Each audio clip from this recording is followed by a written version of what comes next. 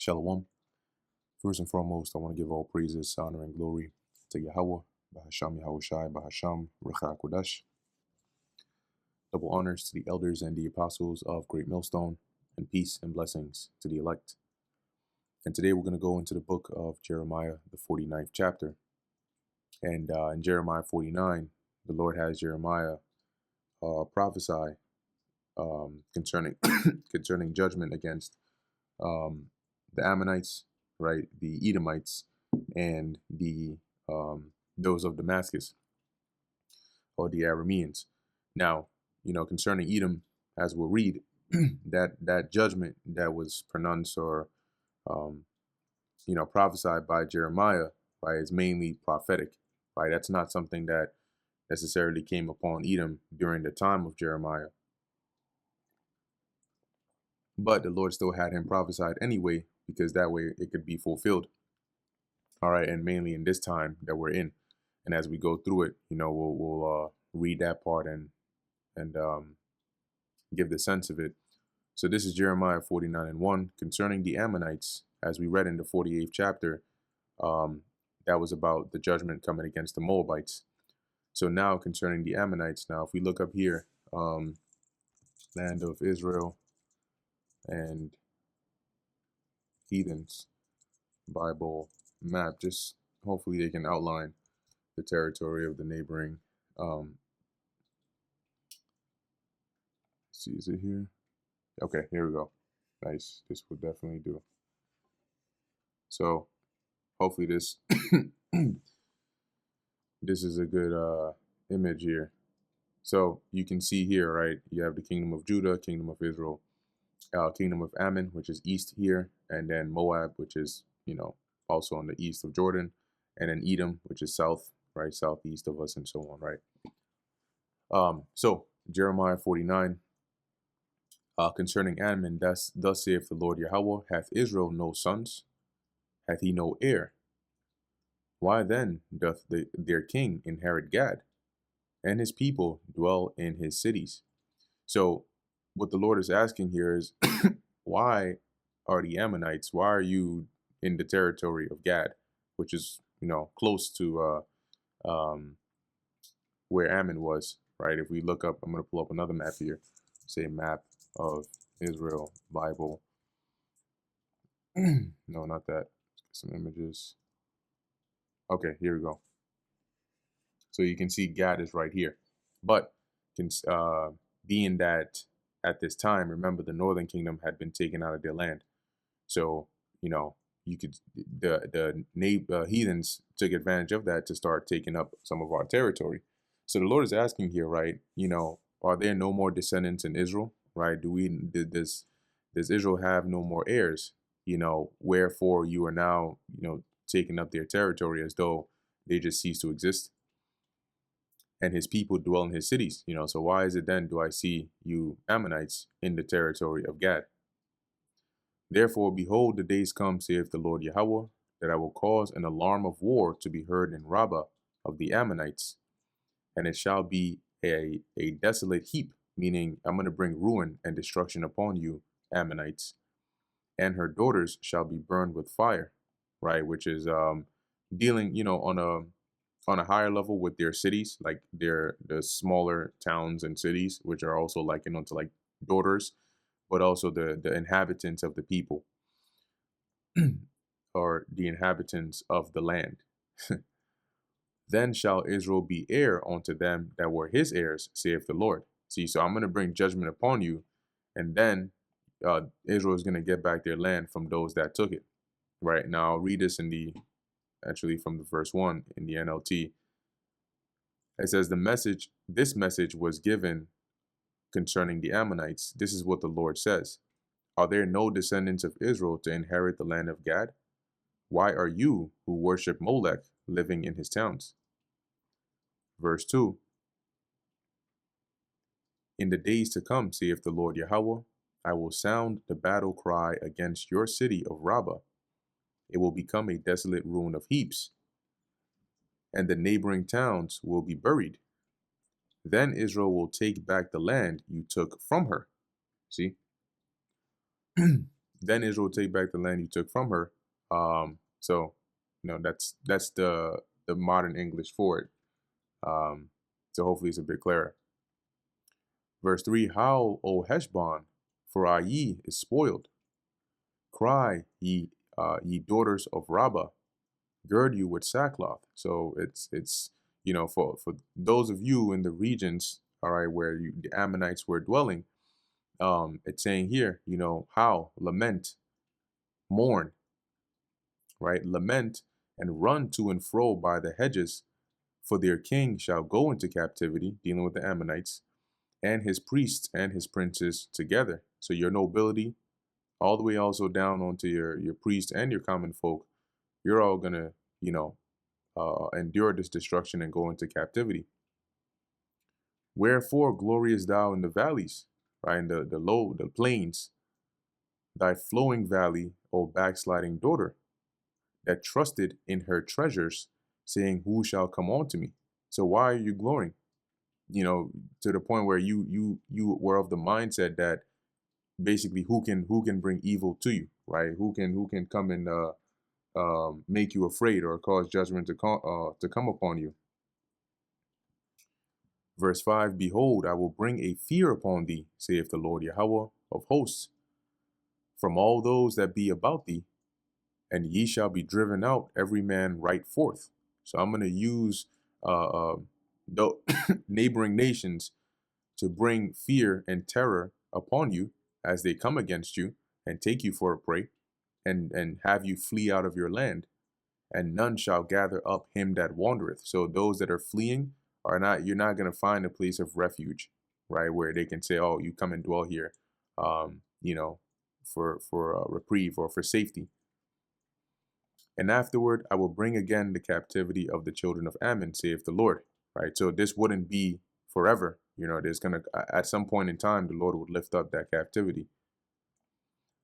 Verse 7, concerning Edom, thus saith the Lord Yahweh of hosts, is wisdom no more in Teman? Is counsel perished from the prudent? Is their wisdom vanished?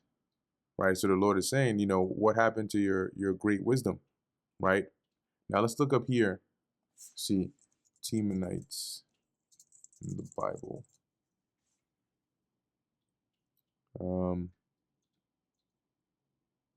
Yeah, so it says here, a Temanite is a person from Teman, a region associated with the ancient land of Edom, known for its wisdom.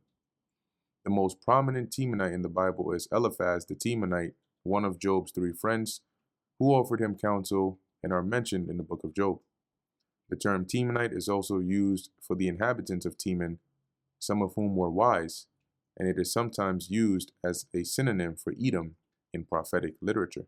See, so they were known for that, which is why the Lord is, asking this, like a metaphorical, not metaphorical, almost in a rhetorical way, like what happened, to all the wisdom? What happened to all your wise men? Did the prudent of your men lose their ability to counsel? Is there no more wisdom? Is your wisdom vanished? And the Lord is saying that mockingly because that so-called great wisdom they were known for is not gonna deliver them from the destruction that he is having Jeremiah prophesy against them.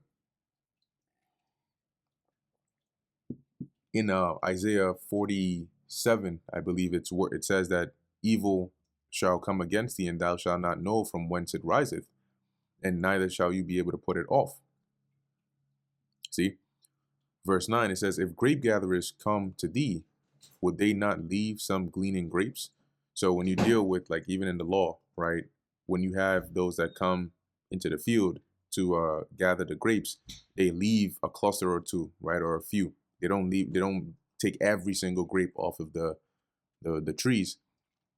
So even if, like, concerning grape gatherers, even they leave something behind, right? If thieves by night, they will destroy till they have enough. So even when you're robbed, right, there's still something left, right? The thieves come in there, they take what it is they want, and then they leave. If your house got broken into, it's not like you would come there, and then the house itself wouldn't be there. Like there's just nothing there. Absolutely no. If it's jewelry or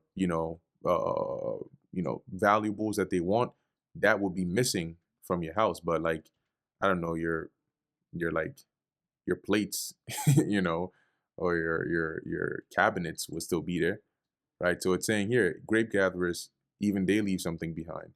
Thieves, when they break in, even they leave something behind. But concerning Esau, the Lord is saying here, I have made him bare, completely stripped. Like, I mean, I'm going to strip you of everything. I have uncovered his secret places, and he shall not be able to hide himself. Okay, and ultimately, the Lord is doing that now, right? To the point where that is another way of saying the Lord would expose them. Not only would the Lord strip them of everything they have, but also expose them. Okay, the scriptures say that they heapeth onto himself, he heapeth onto himself all nations.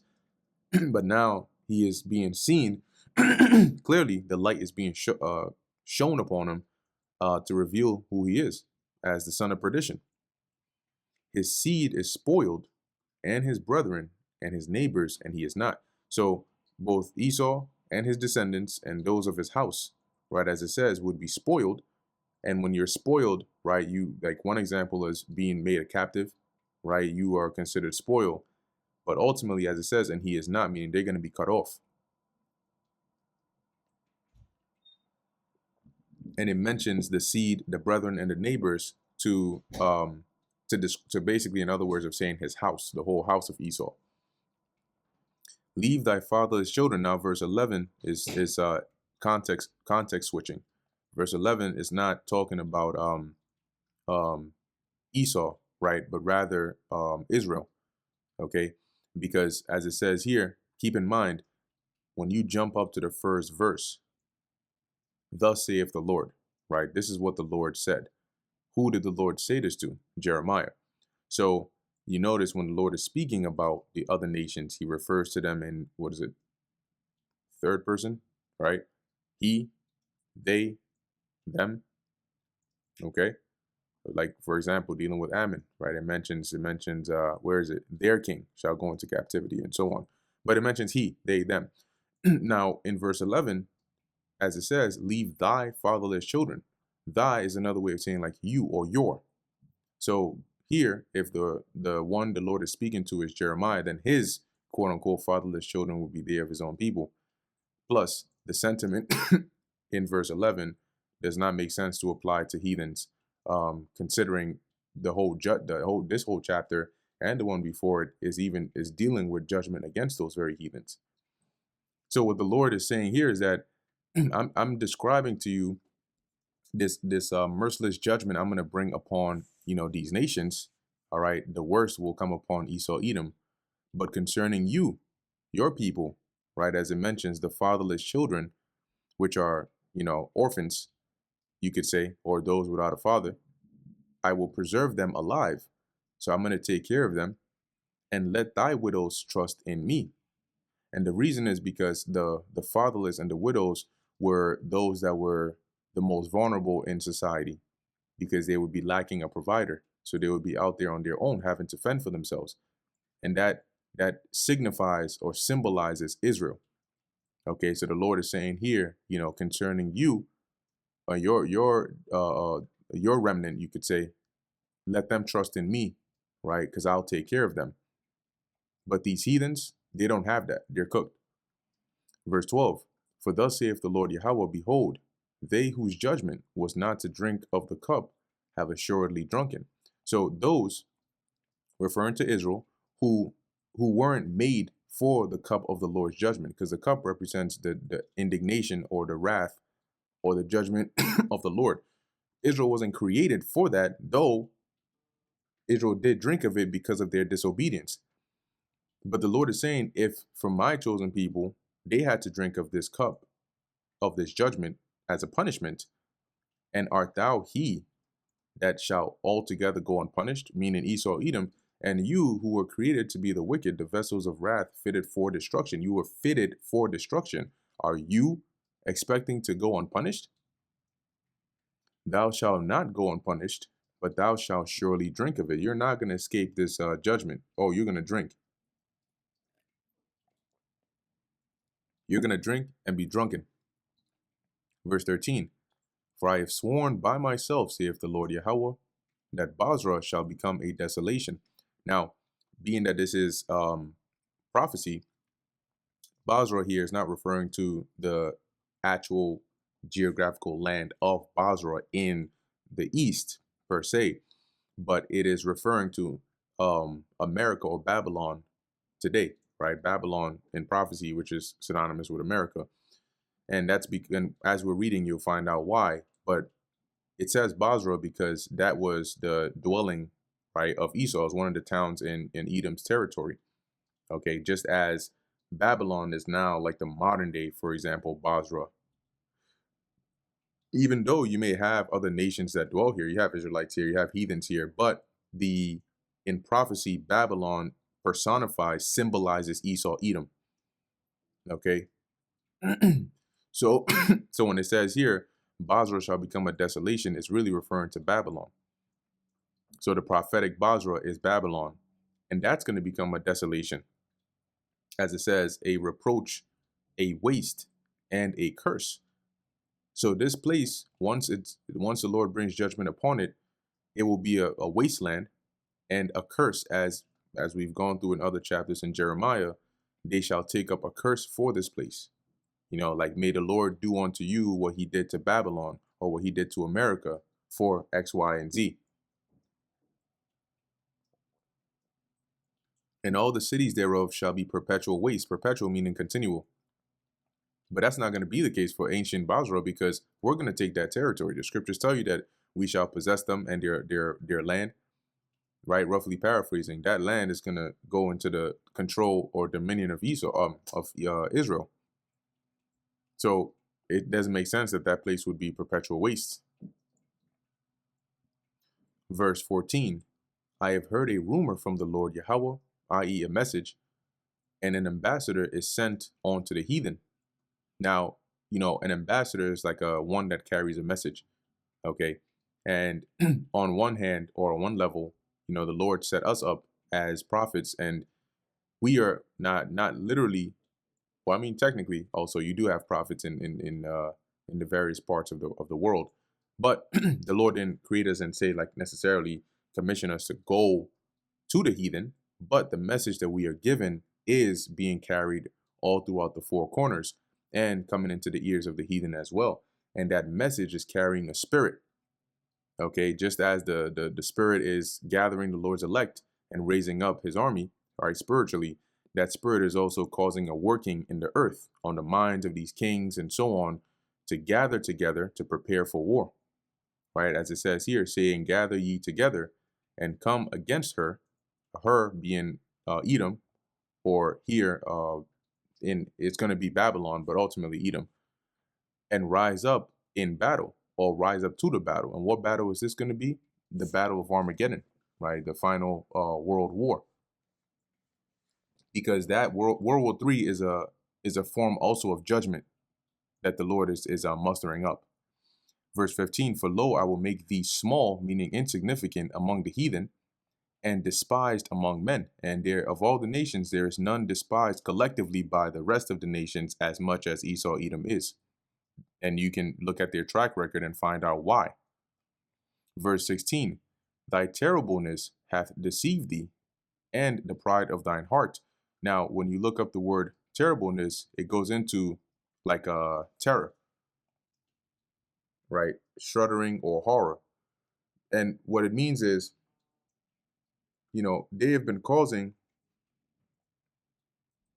Salakia, a little something in my eyes, fearfulness, right?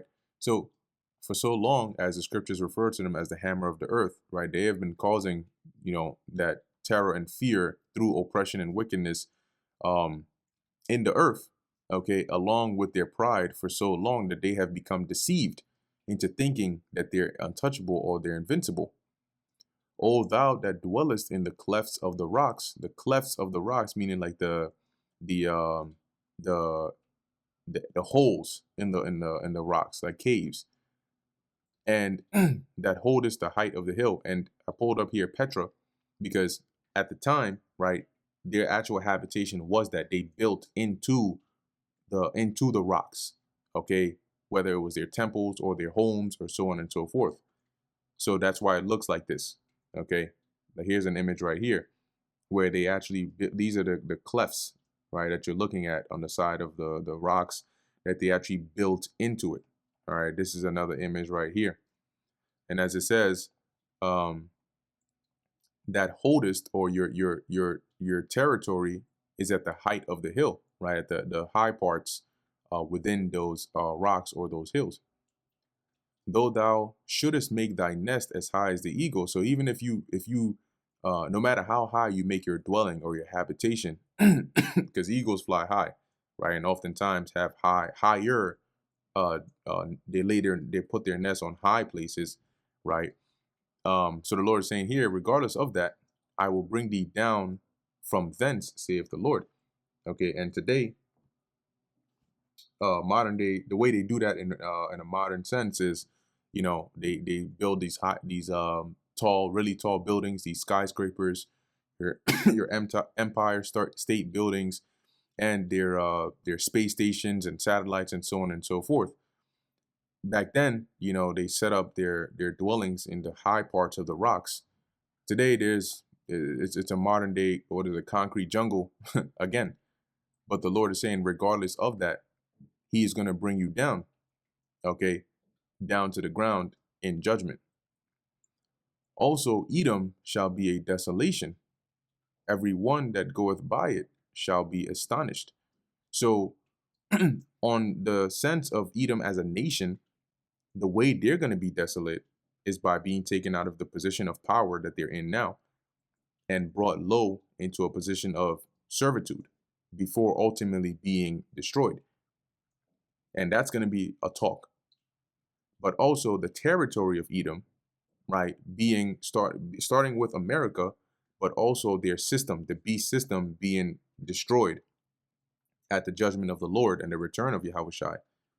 America and, the land of Israel, they're going to end up somewhere in other places, but mainly America is going to be a desolation, like an actual waste, to the point where anybody that sees it is going to be astonished and hiss at all her plagues, as in like, damn, shit, that's some severe judgment right there.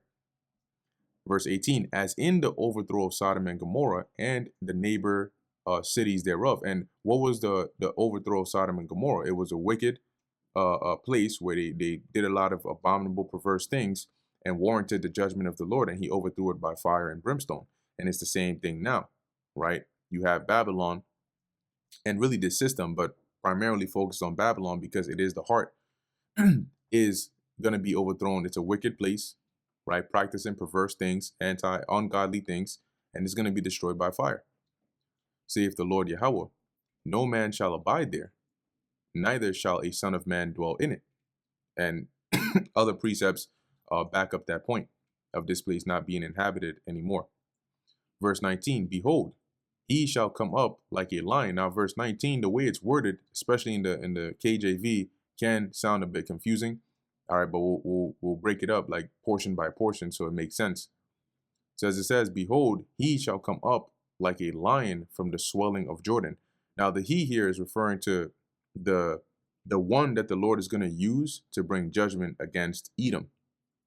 They're going to come up. He likens them onto a lion coming from the swelling of Jordan, which is, we're talking about like the bushes, right, by by Jordan, by the Jordan River, because historically that region was known for having like lions and bears and stuff like that.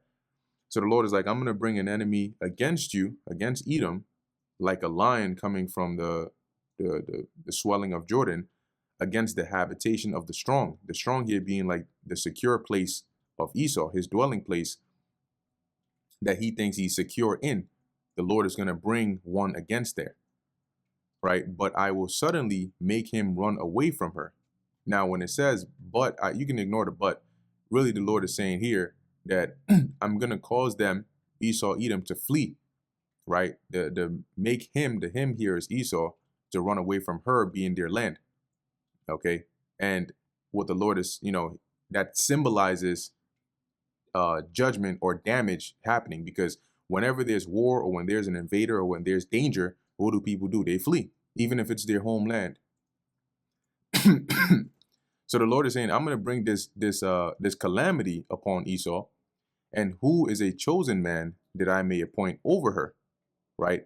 Or in other words, it's a rhetorical question. The Lord is saying, I'm going to set up one over her, as in one to have dominion over them or inherit that land, whoever I want. Or I'm going to set up whoever I want to, as it says, to be appointed over her, right? The same her that they would flee from. For who is like me, and who will appoint me the time? And here the Lord is boasting in the sense of like, who can match me? You know, who is like me, or who can withstand or challenge my authority? Who will appoint me the time? Appointing you the time is like another way of saying like who would summon me, right? When you appoint somebody a time, like saying like be here at this time, you're like almost like you're summoning them, right? As though they have to adhere to that. And so the Lord is rhetorically asking this because nobody can intervene. Nobody can do what the Lord is saying he's going to do, and nobody can stop him from doing what he's saying he's going to do. That's why he says, who is like me, and who will appoint me the time? And who is that shepherd that will stand before me? Shepherd here is symbolic for like a ruler. And here the Lord is saying, who is it that can stand before me, as in to withstand or resist my will? So that's why I mentioned the wording can be a bit tricky, but if you go through it portion by portion, you'll see how it starts to make sense. So in a whole, verse 19, the Lord is saying, I'm going to bring up an adversary against Esau. All right, that's gonna cause terror and destruction upon them to where they're gonna flee, and I'm gonna set up whoever I want over that. Okay, and nobody's gonna be able to get in my way. Now, when we get to the verse 22, right, we'll go into the who that is that the Lord is going to bring up like a line. Verse 20, therefore hear the counsel of the Lord Yahweh that he hath taken against Edom, and his purposes, so his intentions against Esau, that he hath purposed against the inhabitants of Teman. Surely the least of the flock shall draw them out, right? This is prophetic. The least of the flock here is referring on to Amalek, right? Which is a tribe of Esau, one of their tribes. Okay, but when it says they're going to draw them out, meaning they're going to be a factor, as we're seeing them do now, which is going to cause the nations to be drawn over there like a vortex, basically. All right, leading to the turning that region of the Middle East into a powder keg. As it says, surely he shall make their habitations desolate with them. So through their actions over there, they're going to cause that a war to form by drawing in those nations. Okay, and through that, the spark of World War III is going to be lit aflame, leading to that desolation or that destruction, both to that land and that region over there, and also to Babylon. Verse 21, the earth is moved at the noise of their fall. Because how are they going to fall? They're going to fall through destruction, through missiles, through chaos. And the scriptures tell you that the earth is going to reel to and fro like a drunkard. At the cry, the noise thereof was heard in the Red Sea, right? Which is just to say that it was a loud, the destruction was loud, okay? As it said, and that symbolizes, the louder. For example, even if you have a car crash, right? If a car is moving not so fast and it hits another car, it doesn't sound that loud. But when you hear the skid, and then boom, that impact, oh shit, that's a major impact, right? So the louder the sound, right, the more intense or destructive the judgment or the chaos is. To put it in other words, verse 22, behold, he shall come up and fly as the eagle, and spread his wings over Basra. Now it's going back to that same one the Lord will raise up against Esau. And at that day shall the heart of the mighty men of Edom, right, their warriors, their military men, be as the heart of women. So they're going to be afraid. They're going to be in anguish like a woman in labor, right? A woman in her pangs. Now, when you look at this from the point of secular history, some sources will try to tell you that this was Nebuchadnezzar or the Babylonians that the Lord raised up to do this. But when you look at secular history, this is talking about judgment coming against Esau, Edom, that the Lord is going to use. He's going to raise up one to enact this, right? Now, from the time that Jeremiah, was on the scene, that he was given this prophecy, up until now, what do we know has happened in the region? You had the Babylonian Empire that came up into power, but it tells you that in the First Ezra, the 4th chapter, that when they destroyed the temple, the Edomites burnt the temple. So basically, the Edomites helped the Babylonian armies against us. Okay, and there's no actual account of the Babylonians coming and doing this level of damage to the actual territory of Esau, Edom. Okay, and who came after the Babylonian Empire? The Persians, right, or the Achaemenid Empire. When you look up in history as well, by that time they'll tell you that Esau or Edom, the Edomites as a whole, had basically moved out. All right, and they weren't like the kingdom of Edom or that territory wasn't as it was before. So there's no actual secular historical account that shows a major empire doing this to the Edomites. And we know that after the Persians came the Greeks, which at that point were Edomites, and then the Romans, and then, you go out through the Dark Ages and so on and so forth up until the Renaissance era, which once again was Esau, Edom. So he's really been in power since that point up until now. Meaning that this in verse 19 up until verse 22 hasn't been fulfilled. It wasn't fulfilled historically. There was no nation that actually did this. And we know that even in prophecy, no one nation is going to be able to do this against Esau, Edom. The one that's going to do this is Yahushua. Okay, he is the he that's going to come up as that lion, and he is the he that's going to come up and fly as the eagle and spread his wings over Basra. The scriptures tell you that he's going to enter into the house of the thief, right, and consume even unto the foundations thereof. So this is basically a prophecy of Yahushua making his return. All right, when in his chariots, that's why it likens him us to flying as the eagle and spreading his wings over Basra, which is going to be modern day America or Babylon. And that destruction he's going to bring is what's going to cause 2nd Ezra 13, as it says, and they were afraid and yet durst fight. It's going to cause them to be as women. It's going to cause them to be afraid. Verse 23. Now ends the prophecy concerning the judgment of Esau and moves on to that of Damascus. But something also to keep in mind here is this very similar verbiage concerning the judgment of Esau is used again concerning the judgment of Babylon when we go into Jeremiah 50 and 51. And that gives you the link to show you that Babylon, that judgment is being pronounced against in Jeremiah 50 and 51 is really referring to not ancient Babylon, but modern day Babylon, which is America and associated with Esau. This is Jeremiah 49 and 23, prophecy against Damascus. Concerning Damascus, Hamath is confounded, and Arpad, for they have heard evil tidings. They have got basically bad news. They are faint-hearted, they are afraid. There is sorrow on the sea, it cannot be quiet. Which is a poetic talk for as it says here, their hearts are troubled like a wild sea in a raging storm. Damascus is waxed feeble and turneth herself to flee. So at the sound of their judgment, I mean, this had to be an overwhelming, kind of judgment that caused them to lose strength and to be afraid and to try and escape. And fear hath seized on her, anguish and sorrows have taken her as a woman in travail. How is the city of praise not left, the city of my joy? And when you look at this in another translation, it's rather than the city of my joy, it's more like a city that used to be a city of joy, right? The famous city, a city of joy, will be forsaken. So whenever they say like, how is such and such, they're not actually asking because they want to know. It's just a way of putting emphasis on, damn, like what an unexpected outcome of events. Verse 26, therefore her young men shall fall in her streets, right? They're going to die.